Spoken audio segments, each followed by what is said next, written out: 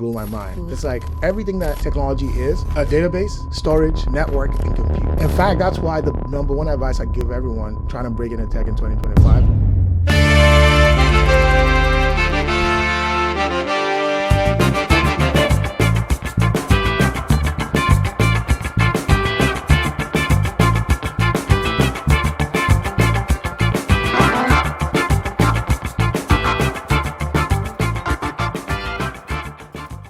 Hacker Proof HQ, another one. We're bringing the episode you guys want to see with people from all around tech field. We had cloud security solution engineers, everything.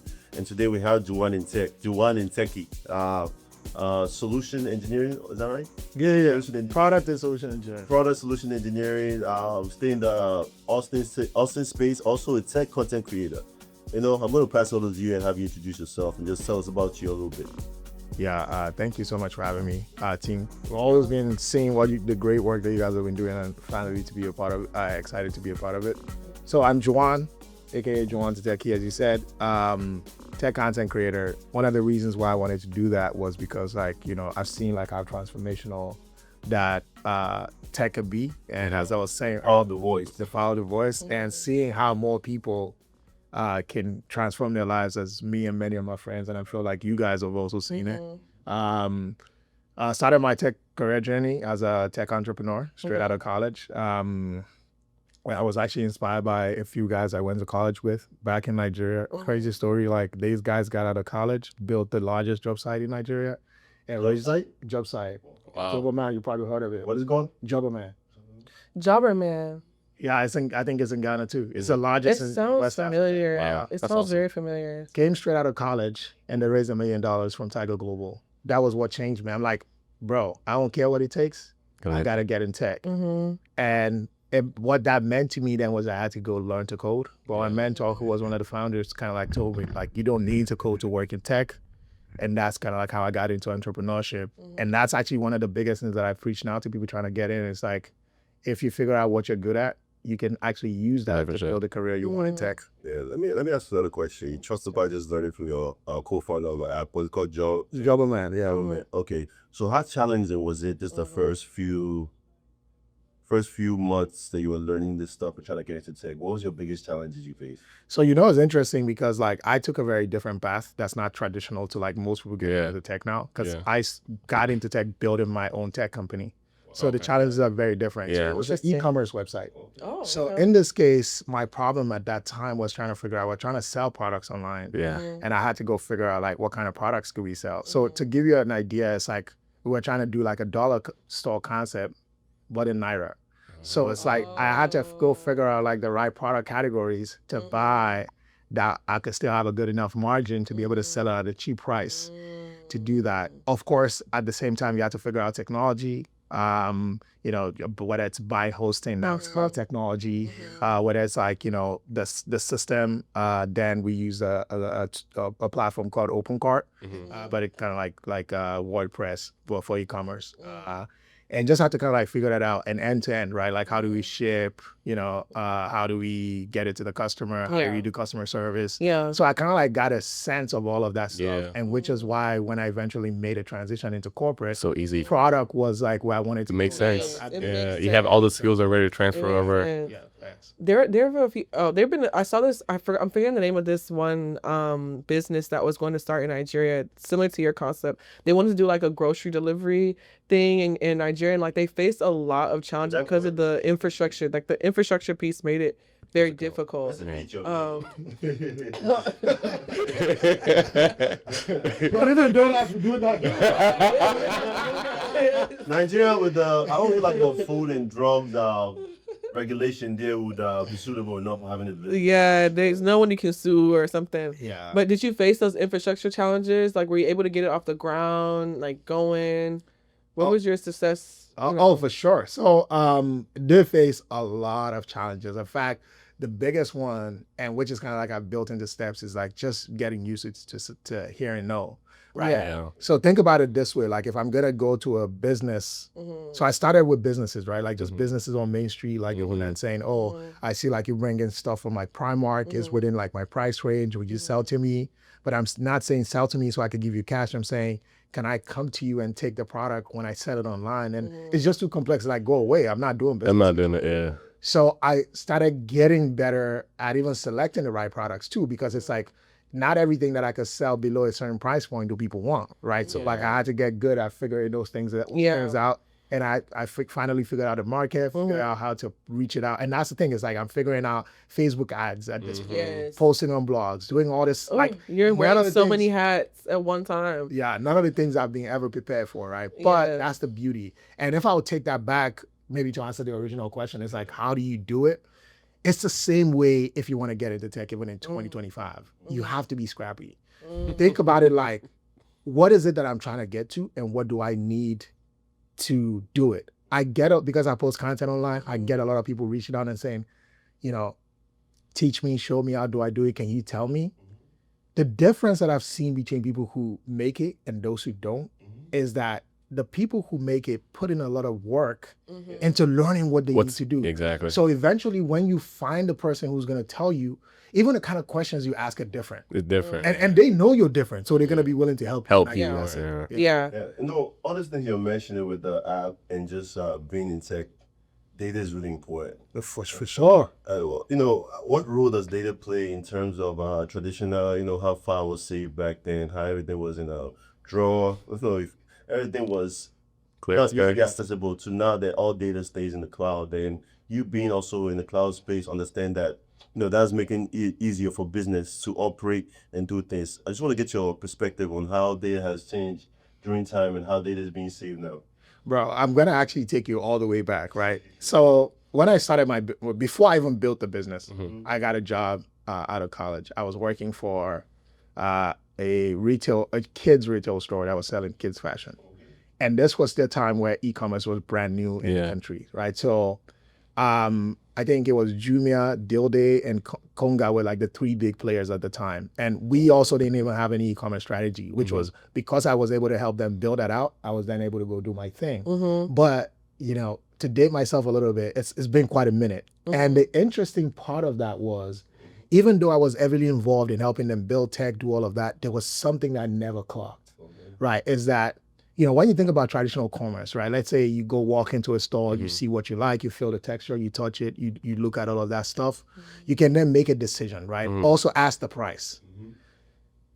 It's wild that we can then do that online and still get it quality for quality. And here's what I mean. Like, they can describe the texture in the text. So you go read it. You can go read the reviews, see what other people's experiences are. Now you can even have videos so you can see, like, you know, does it sit hard, or does it flow in terms of the material? And technology is how we do that. But the piece I didn't add together is like, all of that is data that someone has created. So whether that's a product picture, that is a data that is stored, so you're able to help you make that decision, or whether it's the title or the text or the price.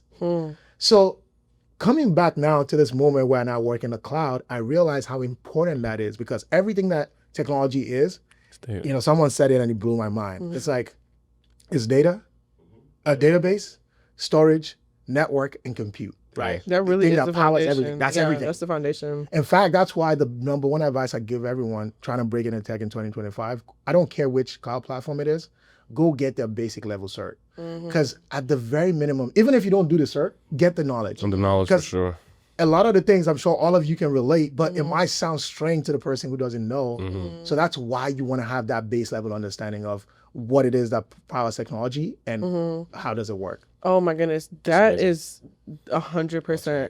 Like when you join a job, like I had to learn it along the way. You even, no matter how technical or non-technical your role is, you need to understand those base principles, because it even helps you navigate the company. Now you know what to ask for, when to ask for, how things work together, and then that layered with the business model. Like what customers are y'all serving? What industry are you in? Like those two things just make you so good at your job, and people like trust you, rely on you, and come to you for questions. Like it makes you just look like a lot smarter than the next person. That's legit.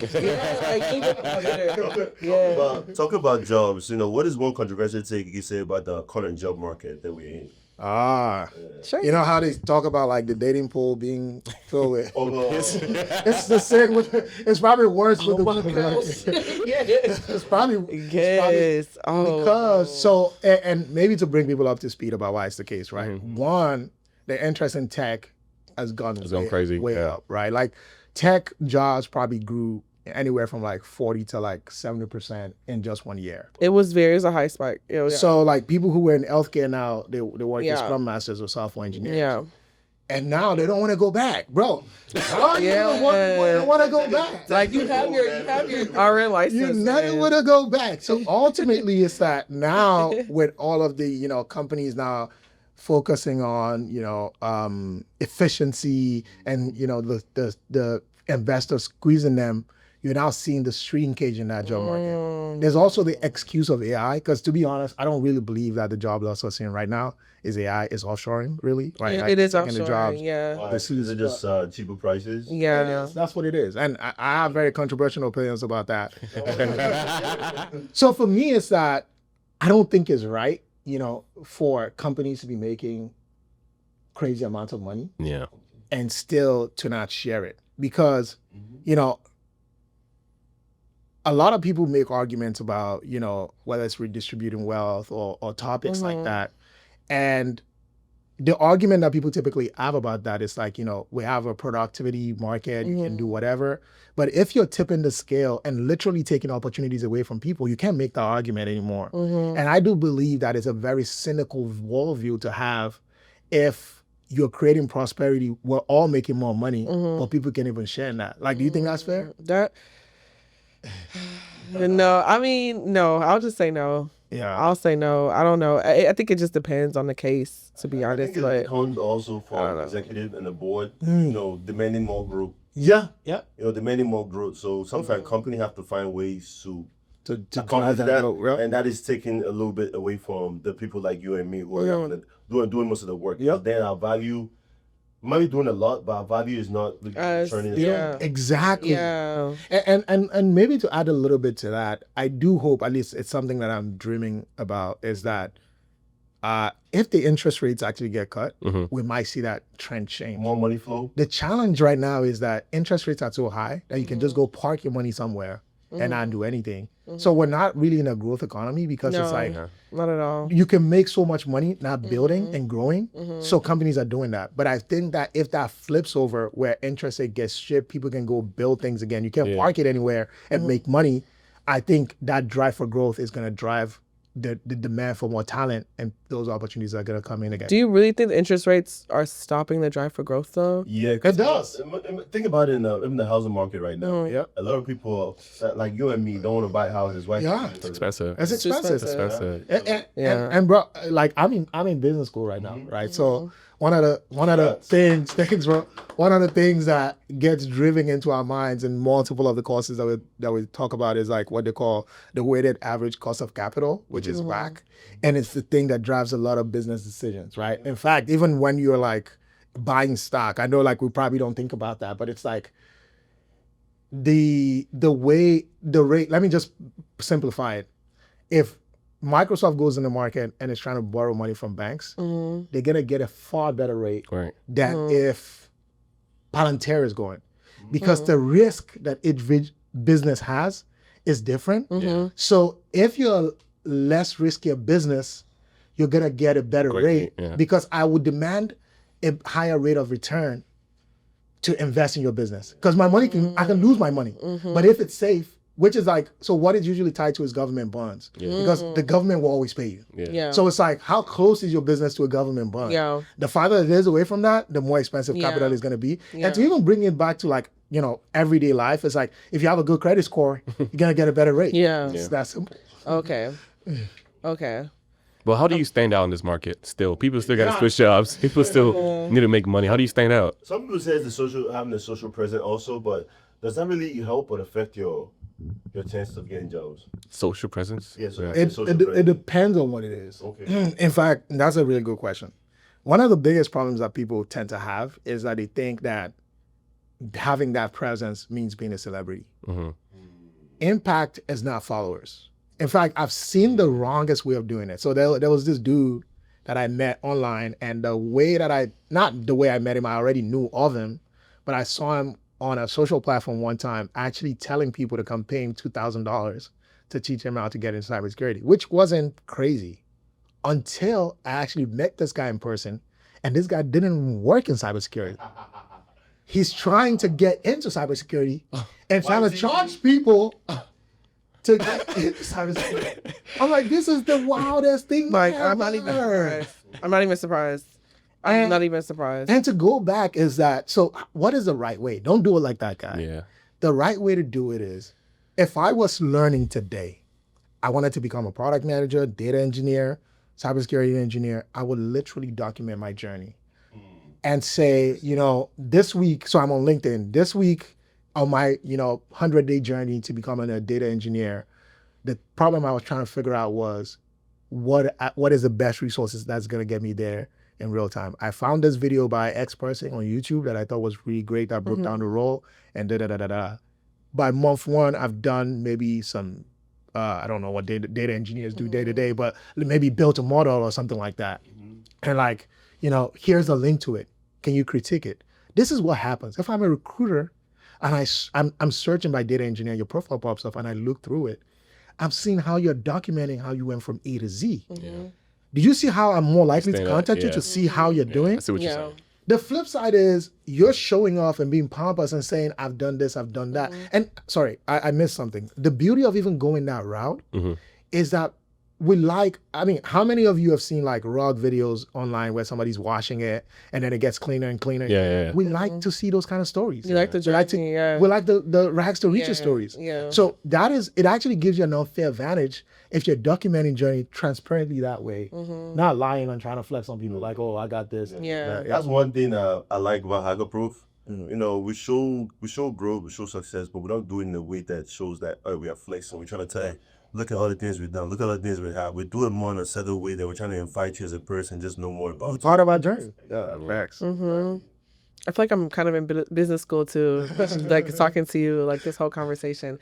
Okay, another thing I wanted to talk to you about is like how to make your money last long once you get that tech salary.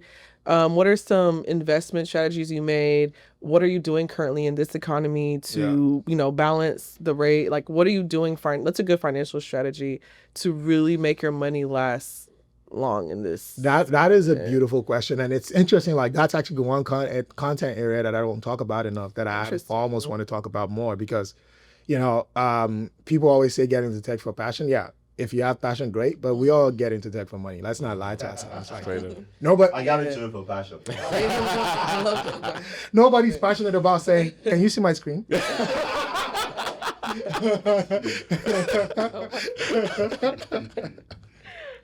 So at the end of the day, it's like making the money is one thing, but not losing it is the other thing. That's goal. The main thing. And I really think I see those stories about sport players who play sports for 3-4 years, make a couple of $1 million, and next thing you know, they're out of sport and they're broke. Yeah, and they touched millions. Yeah, but I think that also, it depends on how fast you get your money. Just put my own point into it before I let you finish. People that are making constant income yearly have to think about saving. How can we save? Rent? People that are making that large sum once, they think that it's going to keep coming. It's not like we don't. I think one thing that, tech people, a lot of people in tech are going to end up being millionaires at one point in their career. But the one thing that helps us is because we are living like your everyday people. We're not living like your celebrity, like your rich people. We're not living like we are driving G-Wagon on Lambos. Little more that we are making our money work for us. So I think that's the one difference I can say between like people who are celebrities and people who are, working 9 to 5. That's just my opinion. But what's also interesting is that the problem is the same. So the biggest, this data point will shock you. In list of top 5 careers of millionaires in America, I think it's lawyers, engineers, but the one that shocked me the most was teachers. Really? Yeah. Teachers. Because our vision of what a millionaire is actually very broken. Okay. When we think about millionaires, we think about flashy people. People who have money, wearing a Rolex watch, etc. Yeah. It's net worth. And because a teacher, one, they have steady income. 2, they know like the growth potential of that income is not extremely high. So lifestyle creep is something they have a lot of control over and build that wealth over time. So that is why they make up an outsized number within that And it goes back to that key point I made, lifestyle creep. So I think if you work in tech, the first thing you have to check is lifestyle creep. And you have to then build mechanisms that stop you. For example, are you maxing out your 401k? Right? You should be doing that. Yes. So reduce that income. Also figure out a way to do targeted investments. Even it could be like, put in $1,000 away or $1,500, whatever the number is, right? Whatever is comfortable for everybody.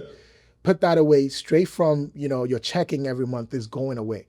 So if you already have a mental model where, again, I'm just throwing out numbers. Let's say you make 100K, right? You're already doing 23.5 max on your 401k. Let's say you're putting, another 12K because it's 1,000 a month. Now you have rough, and then they take out, Uncle Sam takes his money. Maybe now you have 40 grand. Yeah. The difference is now you can plan your life and you'll be shocked about how it works. The difference is people flip it around. So it's like, oh, how much extra is the car for my payment now? Oh, it's just an extra 400. It's cool. Oh, we only got 3 rooms right now. Can we switch it to 4? It's only extra 200. And by the time you start to add those things together, that sum is now $2,000 extra that you just added. So because a lot of people look at themselves as like, no, I'm not taking trips every month. I'm not doing this. Like, why is it's not going? It's that you've not figured out a way to cap your expenses. And the smart way is kind of like taking that approach. Yeah. Are you an avid stock investor? Are you an avid real estate investor? Are you an avid investor at all? Yeah. So I do love investing. Again, the number one that I do is 401ks. I love it. That's one because it's just baseline. Yeah. But on top of that, I do like to do index funds. Yeah, I've heard a lot about index funds. I'm not smart enough to be following the market. People will tell you about their wins. In fact, it's crazy. I'm in a group, a savings and investments group where, people are talking about, it could be Eli Lilly today and GLP-1 drugs and like Palantir and like defense systems, etc. The thing is, people are excited and show their wins when they're winning, but nobody tell you about where they lost. So for me, it's like knowing something changed my mindset. It's like the market will beat 90% of analysts at any given point. So it's like, I'm not even as smart as an analyst. Why do I think I can beat the market? Yeah. So it's like going that safe route, building compounding. I do have my primary real estate. I do want to maybe invest in one more. But, we're talking about this before the show. Real estate itself is not easy. So I do want to do that. I'm also doing like a couple, businesses. One being like, I don't even think about it as a business, as a mission. But my podcast, because of course I'm taking sponsorships. Juwonthetechie. I've been on it. That's actually tricky. Why don't you guys? I'm always happy to. So in summary, like it's simple. It's like, my 401k, my index funds, and then a little bit of crypto as well. But those first two are where I over-index. Okay. Yeah. Okay. I see you also wrote something for the Hackerproof HP team. Yeah, you didn't tell me it was a team, so I'm very confused. Okay. But what is this? I do have a shirt. I actually just made this. Let's see it. For the podcast, and of course we're giving it out to guests. Yeah. Friends, partners, etc. So it's a that's what the podcast is working out. Working in tech. Let's flip it over. Scan the QR code to know more about working in tech. Is that the name of the podcast? Working in tech, that's what it is. Oh, really? So you rebranded? No, that's what it's always been. Oh, I thought it was Juwonthetechie. No, so Juwonthetechie is my brand name. Okay. Whereas Working in Tech is a podcast. That's fire. Yeah, I like the shirt. I really like the logo too. I like how you put a QR code behind. Yeah, so they can find all my links. It's good to put the QR code in the back because don't let you scan in front, but scan in back. Yeah. Working in Tech podcast. Thank Besides you. podcasting, where do you see the whole brand of Working in Tech going? One thing that I'm working on, so maybe I'll talk about like even why I got into this, right? The reason why I got into it was, so I talked about my own transformational story, right? I've been able to do things in my lifetime that I didn't think I'd have the ability to do.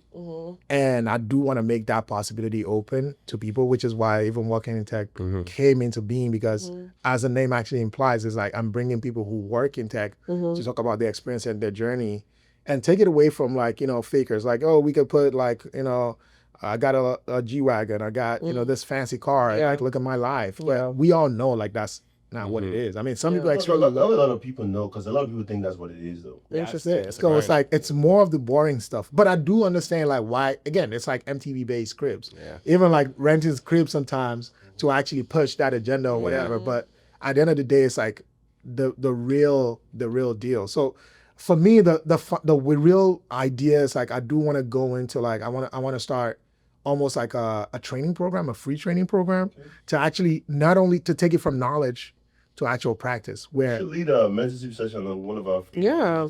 if you do have that, bro, I'll be able to do it. I do it all the time. Yeah. We get a good amount of people. let's- 40 will fit through, show up in the class. Let's do it, bro. Yeah, let's do it.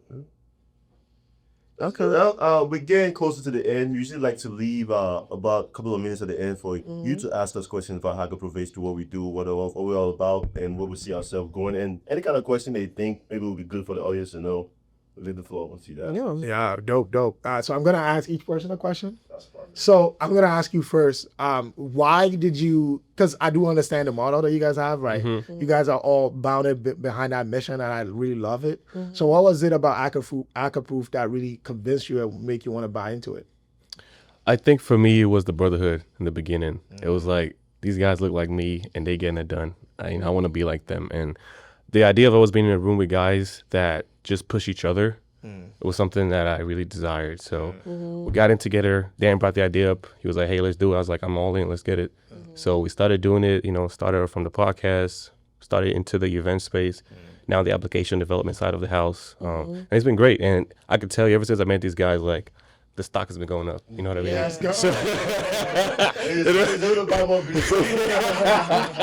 it's been great, man. Yeah. Yes, all right. So Vicky, for you specifically, I was hearing a bit about your journey into tech as well, and all the amazing work that you do. It's more like, what was potentially the most challenging thing for you, and how did you get over it? The most challenging thing for me is when I first started out in my role and in corporate, I was working with a lot of people that didn't look like me. And I don't just mean race-wise, but also age-wise too. Like, I was working with people that were 40 plus. Like, I used to work at a law firm, and most people there are grown. They have a different mindset. You're the only one. Not only are you the youngest one, but you also don't, like, you're the only black one too. So I think for me, the biggest challenge was learning how to speak their language, how to understand the, corporate code, and how to know how to navigate, how to build relationships, and just knowing how to navigate the spaces that you're the anomaly in, but still manage to shine and, like, build connections in those spaces. So the way I overcame, like, was that the right way to say it? The way for me to overcome this situation, by God's grace, the team that I work with now, they are around my age and they're younger, but I just learned how to speak their language. Like, I learned how to think like them, how to speak their language. And because I saw the way how things just move so easily for them, I saw how they have no stress about, the job market. No, they really just work and live their life and get jobs based off connection purely. They don't do the raw applies. And so I just learned how they spoke, how they think about business. Like, they will reject a job offer because they search, like, the financials of the company, and they don't think that this company will stand a chance in the next 5 years. Like, you can give them awesome. My director literally will tell me, like, if you can get a job offer, but he would do the financials on the company, see what series round they're in, see what their vision is. Like, they pick roles based on company's vision and financials. And that made me think a lot more about how this space really is. So just understand their language, thinking like them, and picking things off of them is, like, awesome. wow. No, that one that you dropped there was awesome. major key. It's like, because I think even getting caught up in all of this juice sometimes is misleading to us, because a lot of the times we think, like, we're the only ones being interviewed, but you're also interviewing companies, and, like, and recently, like, that's something that I've had to do also, like, turn companies down. It's like, I've seen your culture. That's not me. I'm not doing it. Yeah, like, this company may not exist in, like, 2 years, so I can't. So or taking up a startup position because you see they just got, like, $1 billion funding. You see, like, they will literally research the CTO, the CEO that's coming on board, where they come on, so they see the ingredients to the business plan and know, like, actually, if I stay in this company for 2 years, even though I may not be getting paid right now, once they IPO, I'm probably gonna come up. So they see the vision, like, a different way, and I just had to learn how to think like them a little bit. Yeah. That's awesome. I love it. Yeah. I love it. So to you, Daniel. You know, I think I told you this a lot of times. I really love what he said, right? Like brotherhood, the vision. It's actually like it's wild to see that you even come up with that. So maybe that's the question. Like, how did you decide that one, you weren't gonna do this journey alone, that you were gonna bring people with you? And how did you figure out how to do it? Bro, it's fresh people now. Look at this guy. He's fresh. He's really fresh. Yeah, look at this. I'm not going to start you. I'm telling you. I know, just to be honest, you know, initial conversation, and we all play basketball together too. I knew where Go Head was. I knew where Kobe, Kemby Head was. They had the passion there. They were hungry for success. And we all hungry for success. So, you know, that constant push, we're able to push each other, just keep telling us, you know, each day we remind ourselves that we are doing this for a reason. We're doing this to retire early, to do what we need to do early too. Spread the message to help so many people that look like us. And Houston being a hub for Africans, just black in tech, I think we're able to reach a lot more people in tech and just spread our message and just keep building that community of like-minded individual, you know, not judging you based on how much you're making, what you're doing, but just for the person you are and the value you could bring to a community and bring to Hacker Proof HQ. That's great. Yeah. Yeah, like this guy's a DJ. All the events that we Yeah. This is the DC guy? Yeah. Next time we'll do an event, maybe for Afrotech, we'll do it 2 p.m. in Houston. Yeah. Let's Give me a go. party time. Let's get it. That'll be Yeah. Let's go. Sersky. What's your DJ name, bro? DJ Ugo, man. DJ. Vicky usually she hosted the Connect Pizza. You know, Yeah. Host with the most. Hostess with we the most. saw her, she did, what she did for 2 p.m. Atlanta. You know, just being lively, being the first one to like speak and I can feel the energy. I see it. grab the mic and shine in the crowd and get. You gotta get the crowd the hype. energy. You know, just we have different aspects that we bring to Hacker Proof HQ, and just having everyone that sees the vision and just good and understand that what I do is for the benefit of everyone else. It helps us grow even more. Yeah, it's beautiful. Yeah. And that being said, I appreciate you for coming. Yes, thank sir, you. man. I hope you enjoyed it. Yeah. This is amazing. I love it. You gotta come back. Anytime you have something new, Yeah, bro. able to help you spread your news, bro. Let's go. Let's We're go. talking about doing a live podcast for a certain milestone that Yeah. Yeah. got you. Yeah, bro. With God be the glory. Amen. Thank you all for subscribing. Or make sure you subscribe. Sorry, make sure you subscribe, Yes. follow, and just keep up with our journey as we grow and bring more entertaining story from different individuals, Black, Africans, minorities in tech, just doing your thing. And looking forward to the next episode. Peace. Peace out. Woo. Another good segment. That was-